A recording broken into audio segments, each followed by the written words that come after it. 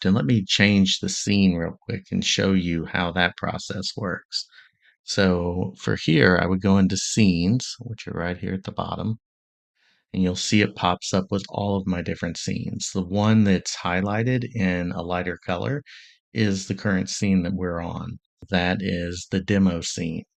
And I can change this by just pressing. This was the discussion scene that we were just on a minute ago.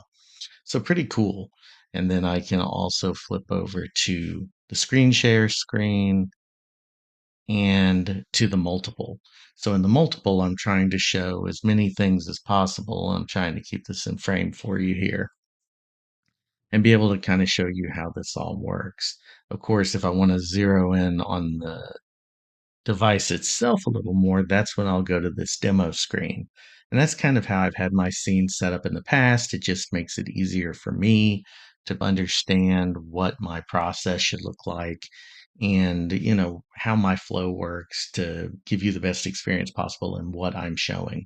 Whether it's a Supernote, whether it's, Obsidian, I want to make sure that my cameras and my angles are in the right place to optimize the experience for you as a viewer. So in this case, it's really kind of a unique and interesting setup. I actually have my document camera, which is the 4K camera, all the way tilted down, almost at a slant so that it captures the Stream Deck, which sits at an angle. And I'll take some pictures as well just to show you kind of what that looks like. But the nice thing about this is I have this folder structure with my scenes for recording. I also have a similar folder structure for my live streams.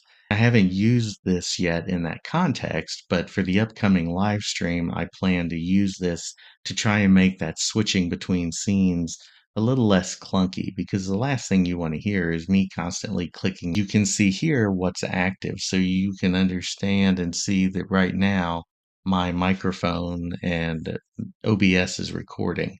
I didn't show you when I use this to open OBS because obviously I'm recording this.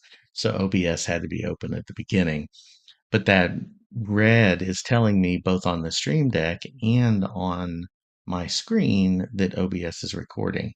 You'll see right next to it, I have the pause button. I used that to kind of step away for a minute to make sure everything was configured. And then I can actually stop the recording by pressing the record button again. So it's a multi-action button. It'll turn it off and turn it on with just the touch of that one button. You can also set it up to do a whole lot of other things too. I mean, this is a pretty minimal setup, but it does give me a lot of flexibility. And then I'm going to try and go from the outside here so it's a little bit easier for you to see. Now here, there's OBS at the top. I can go to my live stream for my YouTube videos. I haven't done that yet. Like I said, I've kind of tested it a little and it seems like it works fine. We were just in that record folder that you see right here. There's also the stream folder, which gives you a little bit more. I can open Clipchamp here for when I go to edit this video if I'm doing it on the PC. And then what's nice is not only do you have those folders for specific types of tasks, but you also have pages.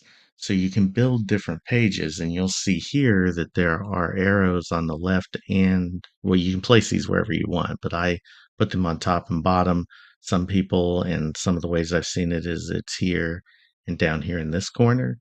It's really up to you how you want to do that, but it allows you to create shortcuts and do different things. Now, what's really neat about this is Stream Deck comes with a lot of plugins that let you customize the experience. And then you can also create your own custom buttons. So, for example, I use Obsidian and I use the Supernote Partner app. So let's go back. We'll do this again in real time. And we'll go back to record. We'll go to scenes. And then I'm going to go to multiple. So now you have me, you have the Stream Deck, and you have my desktop. And now we're going to go back up. So you'll see we're back to this piece. Go back up one more layer and over. Now what I can do and it's really, really quick. Usually, let's hope it works in the demo the same way. If I want to open my Supernote desktop app, bam, there it is. I don't have to click through a menu. I don't have to double click on an icon. I just press a button and it pops right up. It opens really quickly. Now, I haven't customized all the buttons yet to make it so that it will automatically close that program, but I know that there are ways you can do that. There's all kinds of macro settings and different keystroke settings that you can do. I haven't had it long enough to do all of that yet, but it does do.